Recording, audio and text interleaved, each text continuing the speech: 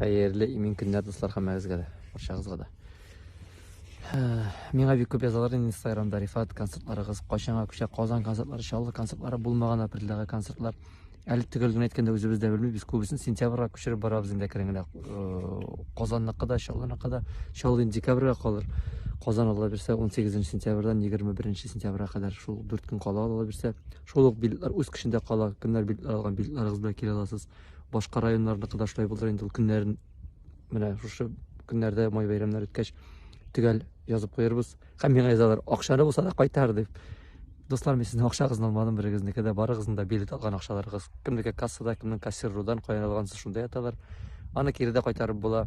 Hazır samoizolyatsiya bitkəş, işli başlağaç varsa da kassadan barıb ala alasız. Əgər indi şuluq bilet tiləyəgiz bolsa, bulası konsertlarga üç kişində qala şul biletləriniz bilə kili alasız.